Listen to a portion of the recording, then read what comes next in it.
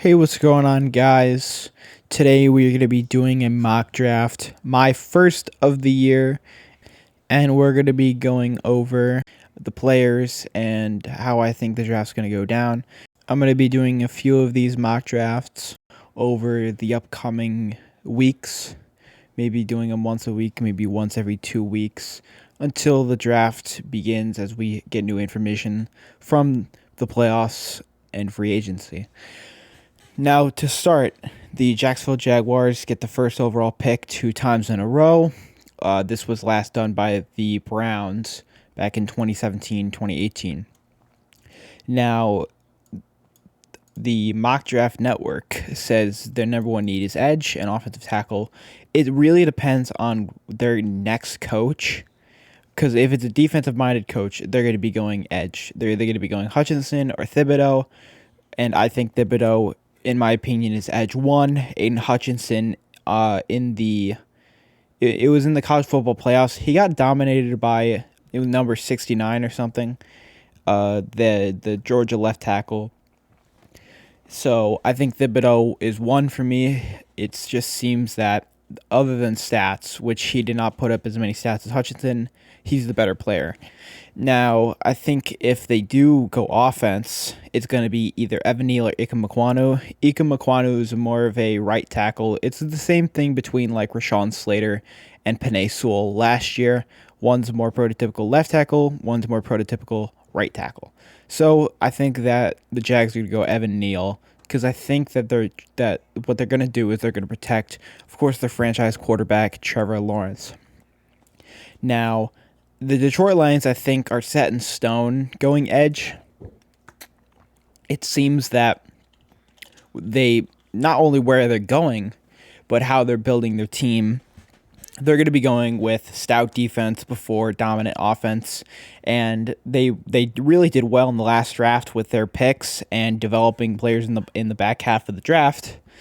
But I think edge is a massive need for them, because they just really don't have much. They have some guys that are hopeful, but I think Aiden Hutchinson, the Michigan, or the Caleb on Thibodeau, which is, I think, edge 1. You could go either one here, and I don't think you'll miss, but I think Caleb on Thibodeau is just a better player for them overall than Aiden Hutchinson, even though he is a Michigan product. Now, the Houston Texans need a whole lot, and I could see them going a number of different ways. They have a ton of holes, and it really depends what they do in free agency, if they address cornerback, if they address safety, or if they get rid of their safety. And it also depends what they do at at coach as well. Same thing with the Jaguars. Defensive-minded head coach versus offensive-minded head coach. But I think that if Aiden Hutchinson's still on the board, you got to go with him.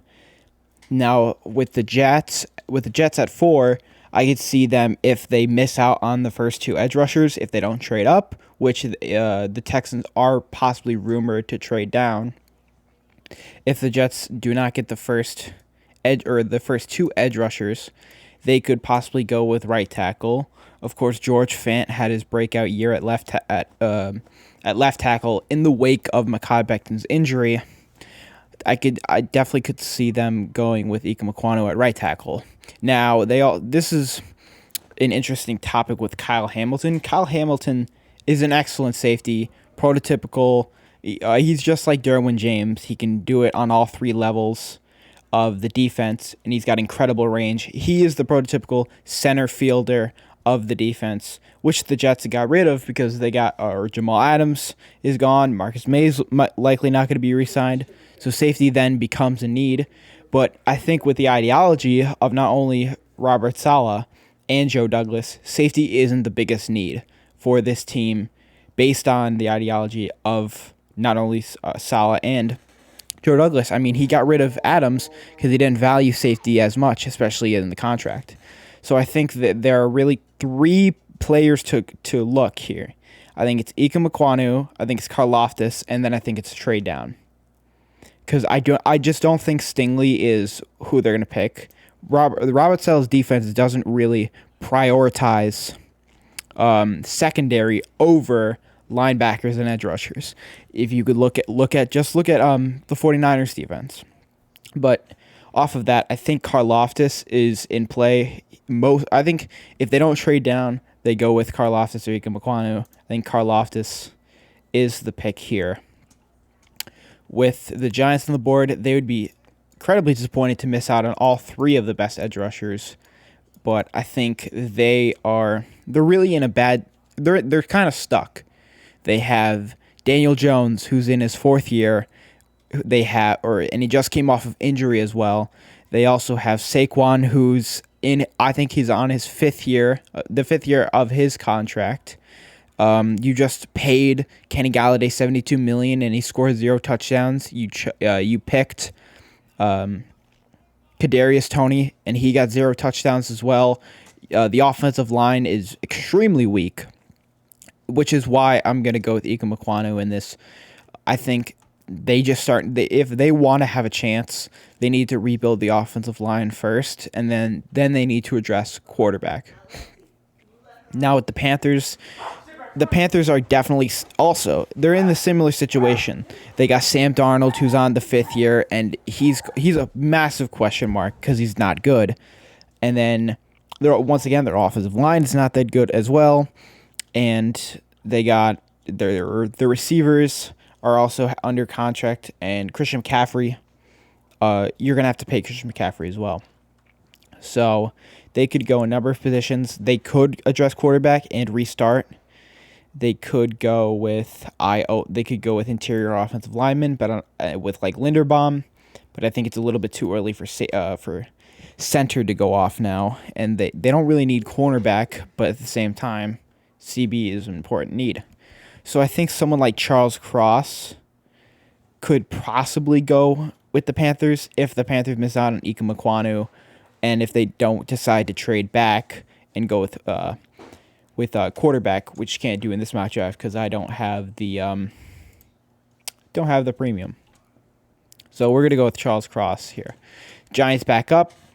I think this is edge receiver. I mean, receiver's kind of a need for them, but at the same time, they have quite a few receivers. They got Slayton, they got Kenny Galladay, who they paid, and they picked Kadarius Toney. Receiver might be a need for them on the mock draft network, but it's not their biggest need. And if you pick receiver, your receiver room is way too full. So I think what they do, if they decide to not re-sign Jabril Peppers, they could go with Kyle Hamilton and continue to bolster that defense, or to continue to bolster that secondary as well. So I think Kyle Hamilton could happen at 7. Now with the Falcons, once again, this is another team that's stuck, just like the Panthers, where quarterbacks are in a different situation. Their quarterback's aging. The team, they just lost Julio. They're going to lose Calvin Ridley. So I could see receiver as a massive need, quite possibly. Because I could also see quarterback as also a need. And the edge is a need. Interior defensive line is a need. So what do you go with here? Do you value receiver more and you keep Matt Ryan around? Do you go with like Kenny Pickett or Matt Corral and restart essentially? Or do you go with someone like David Ajabo, who's more raw, but at the same time, he balled out this year at Michigan next to Aiden Hutchinson? So it's an interesting conversation about the Falcons that you can go with, but I think that they would go with edge. I don't see them addressing corner, and I think they could possibly re-sign Cordell Patterson. So I guess receiver is not a need. And I think it's a little too early for receiver to go at 8 because it's, once again, a super deep class. I could definitely see them going with receiver here, but I think they're going to go with David. Let's go with David Ojabo. At 9, the Denver Broncos, they definitely do need quarterback. I think this is where we could see quarterbacks going off the board. It depends, because Kenny Pickett, I think Kenny Pickett and Matt Corral, it's 1 and 2. I don't think Sam Howell at 21. I think Sam Howell probably slips to the second. I think Carson Strong and possibly Malik Willis go above him. Extremely weak quarterback class, but the Denver Broncos, Teddy Two Gloves and Locke, they're both your quarterbacks. Depends if you're going to move on from both of them. Interesting. The cornerback is not a need anymore. I think edge, after you lose Von Miller, starts to be a need, but I think quarterback goes off here. I would go with Kenny Pickett, just because I think he's CB1, and he's a little.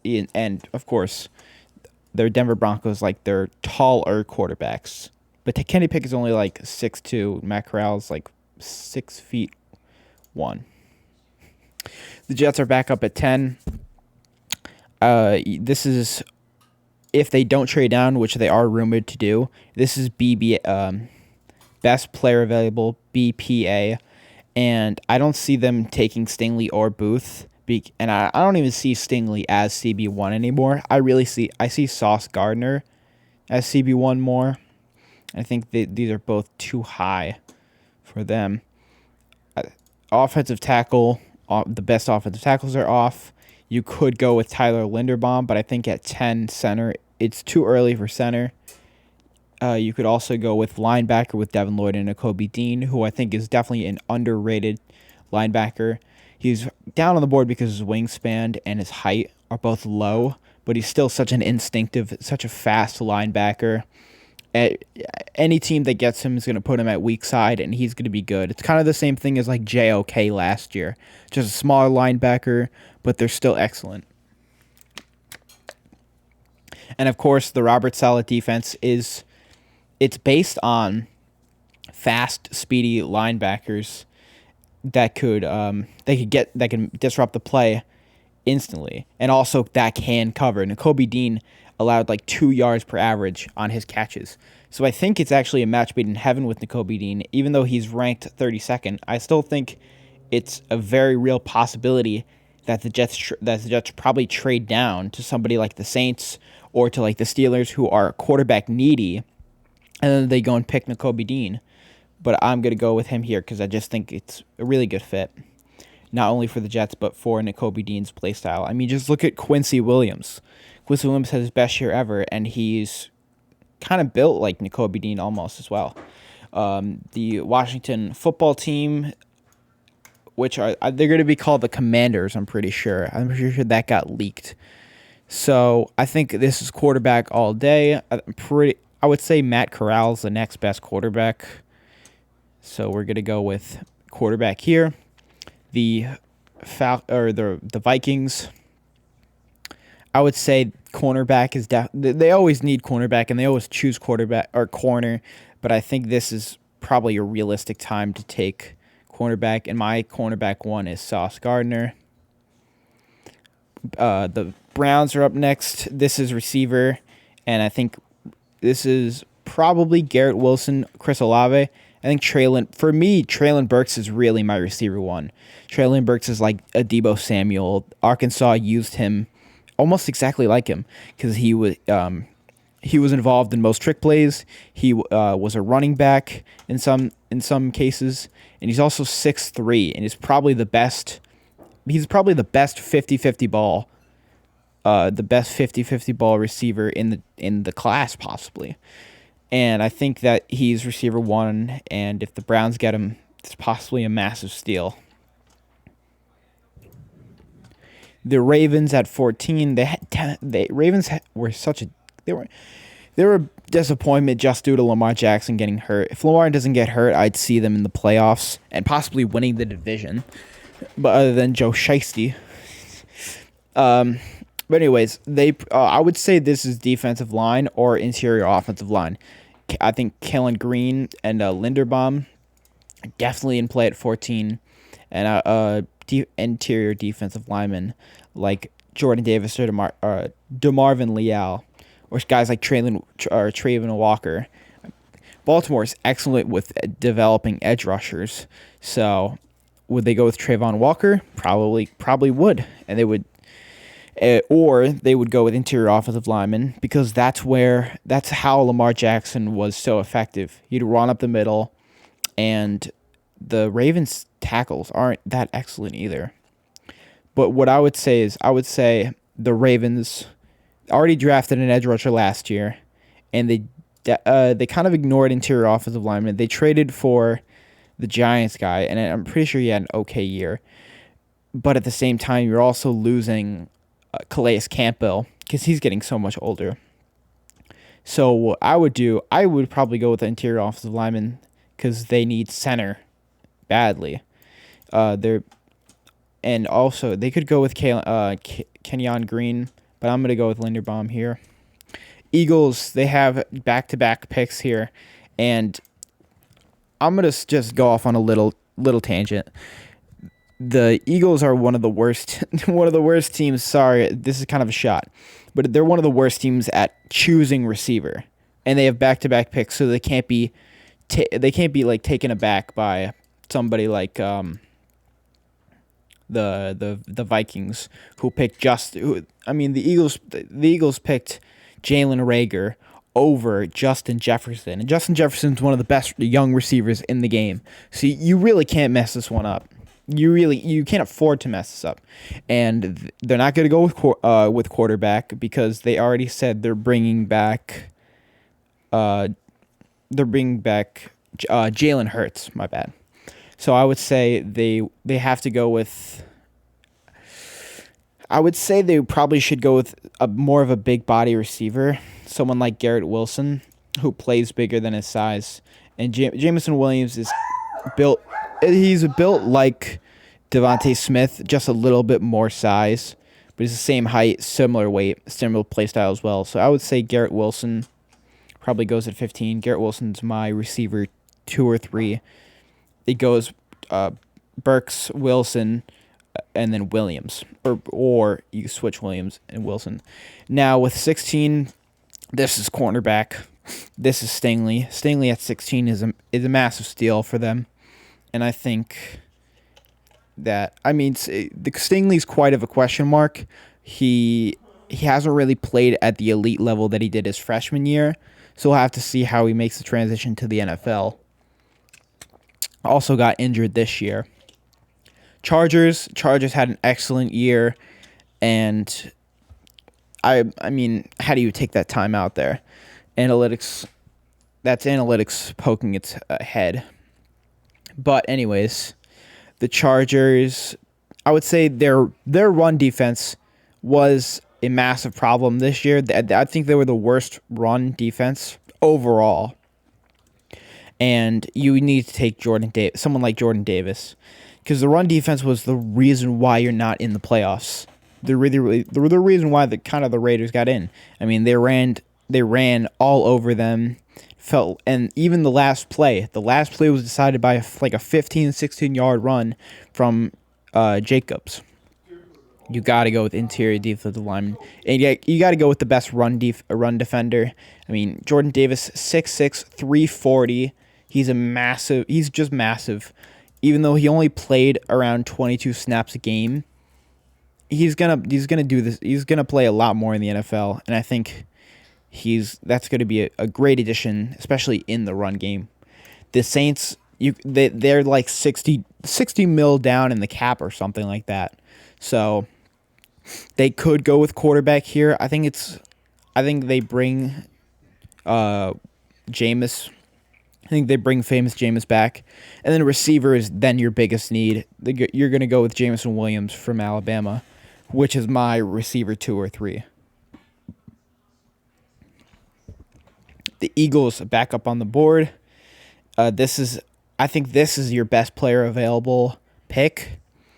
I think edge, like someone like Trayvon Walker, would be an excellent pick here. So we're gonna go with Trayvon Walker. What was I gonna say? He plays he's very good for his size at 6'5", 270. He plays very, very quick. He's like the edge rusher version of Micah Parsons almost. If you could make that comparison, it's kind of a stretch, but it's essentially a speed to power pass rusher who's very quick, and he's good against the run game as well. And the Eagles come out of here as bandits, actually. They get Trayvon Walker, Stingley, and Garrett Wilson, all in the same draft. But also you have to develop them. The Steelers are up, and this is quarterback all day. You could trade up again or you could wait for the second round to pick quarterback and go with interior offensive line here, because that's kind of what they need. They also need tackle. They need anybody on the offensive line, but I think the way they're built is it's kind of what Big Ben was trying to do. They have a lot of receivers that are 50-50 ball players, like Claypool and like Deontay Johnson, and someone like Carson Strong. He plays kind of like Big Ben, but he's Big Ben with an arm. Can't really evade out of the pocket. He's a statue, but at the same time, he's probably got the best deep ball arm. He's got the strongest arm as well. No pun intended. I think Carson Strong does make a fit. I wish he had a little bit of pocket mobility, but the Steelers go with Carson Strong. Overall, it's just such a weak quarterback class. And I made a tweet about this. Go follow my Twitter at Big Reeks. But the problem with bad quarterback classes is just that it's hard to determine the top. It's hard to determine the top of the board, and also that trickles down to the back end, where you get a lot of steals back here, just because of quarterbacks do determine the drafts nowadays. And the Patriots at 21, I could see them going cornerback. You might lose J.C. Jackson, but I think he's coming back to. Going back to the Patriots. You just lost Stephon Gilmore, and they always have good cornerbacks. So I think Andre Booth to the Patriots would be a good selection. The Raiders, interior offensive lineman, interior defensive lineman. You really can't mess this one up like you did last year with Alex Leatherwood.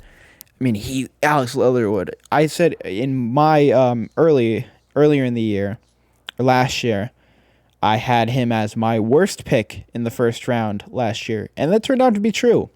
He's not that good. You need to address interior offensive linemen, and you got to go with Kenyon Green. The Arizona Cardinals, they just got booted out of the playoffs, quite embarrassingly by the Rams, actually. Rams kind of dominated them. But anyways, they need cornerback. I think you could reunite Trent McDuffie, another Washington guy, with Byron Murphy. I think Roger McCreary out of Auburn also could be in play. It just depends which one you like more. And I think I'm going to go with Trent McDuffie. I think cornerback is the biggest need. I think maybe receiver. Just due to, because the receiver, it's a lot of slots. And then, of course, we saw what happened when Hopkins is gone. So we're going to go with, I would say, Trent McDuffie. The Cowgirls, the Cowgirls are up. I would say interior defensive line, like someone like DeMarvin Leal is in play here. You got Micah Parsons on the edge, and then you really don't have anybody in the interior, and their run game was not as strong as well. And I think your offense is set. I think your offensive line is still strong just enough where you don't have to address it right now. And I think DeMarvin Leal is a good selection for them, especially DeMarvin Leal is a good value pick as well. It's 24. Joe Shiesty is up. And the Bengals, this is offensive tackle. This is anything to help Joe Burrow. This is tight end. I don't think tight end goes at 25, but this is just anything to help Joe Burrow. This is BPA on the offensive line. And I think that's going to be Trevor Pennington out of Northern Iowa. Super raw player, but he's 6'7". He's got good size. I think he was born somewhere out of state. But anyways, Trevor Penning, I think, is definitely going to go in the first round. Kind of a lesser known player, but you're going to do anything to help Joe Shiesty. The Dolphins at 26. This is their pick from. This is their Eagles pick. No, I'm trying to. This is their Niners pick, the one that they traded when they traded back from 3 last year. The Dolphins. This is probably receiver. Devontae Parker, I think, he might resign. Devontae Parker's a question mark, and you got Jalen Waddle's going to be an excellent player. I think running back's a possible need, but no running back should go in the first round this year. I think the running backs are starting to become obsolete in the first round unless you get like a tremendous running back prospect that's just going to sneak into like the 20s like Najee Harris last year. Who Najee Harris probably would have went in the top 10, top 15 in a draft 10 years ago. And there's so many good receivers on the board. I mean, you got Drake London, who's 6'5", 210, who he's built like Michael Thomas, where he's got the route running, and he's got really good route running and really good run after the catch. And I think you should probably pair him up with somebody, or pair him up with Jalen Waddle, and you also get him for Tua Tagovailoa. And plus, you got rid of, I don't know why they got rid of Brian Flores, one of the biggest question marks of the offseason. The Buffalo Bills are up, and I think for them, it's either in their defensive line rotations are really good, but they don't have a lot of standouts. They picked Reggie Russo last year, and they also need running back as well. The running back their group as a whole is quite a weak rotation of running backs. You got Josh Allen, you have a good receiver core other than Emmanuel Sanders, but I think if Emmanuel Sanders leaves and if Cole Beasley, I don't know about Cole Beasley's contract, but you have Stephon Diggs, and if you want to go with a young receiver out, and I think they got to go with Jahan Dotson if you're looking for a receiver, especially if Emmanuel Sanders isn't coming back. Jahan Dotson has the best catch radius out of anybody. He's from Penn State as well, so he's from the north. And I think Jahan Dotson is going to sneak into the first round as well. Jahan Dotson, his best trait is his catch radius. The Lions at 26, I could see cornerback probably. I could see a receiver. And then I could also see possibly linebacker. And I think that it depends. Because you have Amon-Ra St. Brown, who is a true receiver one. And then the rest of your receiver core isn't that great. But do you want to go with defense? You already went with Kayvon Thibodeau earlier in the draft. So I think they go to offense. And I think this is Chris Olave. I think a lot of receivers go first round this year. As you can see, 3 receivers just went off the board. Kansas City at 29. I think I don't know why Kansas City would probably be my pick to go to the Super Bowl over the Titans. But that's another thing. I think George Pickens could possibly sneak in. I think the Chiefs would probably move up for a receiver if they need it, because you got Tyreek Hill and then you got Terry McLaurin. You should probably upgrade your receiver 2 or 3 with more of a big body receiver. And earlier in the year, which I would have went with someone like, where is he? If I would have went like someone with Treylon Burks earlier in the year, like week 8, when he was much lower down the board, but I think he goes way higher. So I think Kansas City definitely goes with the receiver here. I think that should be their ideology, to continue to build offense. So we're going to go with George Pickens. He either tore his ACL or he ruptured his Achilles. It was some big injury, but he did have a massive play in the national championship. It was a 52-yard downfield, quite a grab. I think George Pickens was receiver 1 coming into this draft, other than somebody like Mechie or like Olave. Okay, at 30, Tampa Bay Buccaneers. I think they could possibly make noise in the playoffs once again as they did last year. Interior defensive lineman, after you get into pick 30, they start to go downhill. Not really. But I think the Bucs definitely possibly should go with receiver. Because Chris Godwin, you might need to re-sign Chris Godwin. Antonio Brown made a whole spectacle, so he's gone. He's out of the picture. And they got Mike Evans, who's probably the most underrated receiver. He never missed, in 8 years, he's never missed a year with 1,000 yards. He's at 1,000 yards every single year of his career, which is crazy. So you got Mike Evans, dependable receiver, and then you need somebody else. And I think that Chris Godwin, kind of a safety net receiver, is much like John Mechie, who's also a safety net receiver. So I think John Mechie he's your Chris Godwin replacement-esque. The Titans at 31. This is linebacker all day.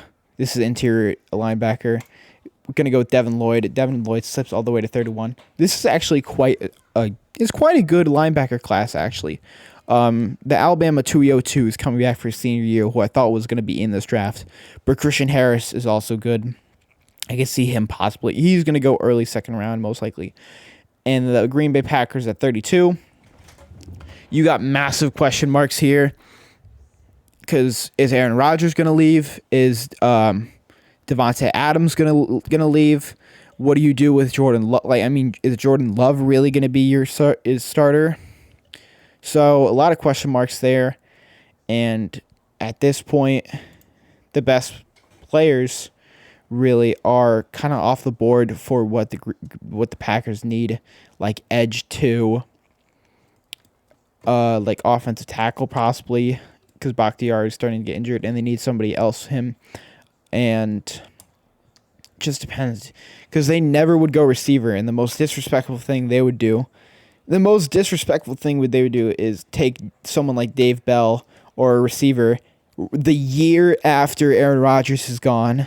But, receiver is going to be their biggest need, other than possibly, cornerback. I might convince myself to go with cornerback, actually, because I don't want to see Kevin King out there anymore. Kevin King gets burned all the time. You got Stokes, you got Jair Alexander, and then you need a third. I think what I would go with a slot here, but a slot at 32, is that going to be valued? I don't know. They could go with a lot of things here, but I'm going to go with third cornerback Roger McCreary. And that's going to do it for my first mock draft of the year. Let me know your thoughts about who your team pick, and let me know maybe some of your hot takes about this draft and about some of the players. Hope you enjoy. Make sure you like, comment, and subscribe.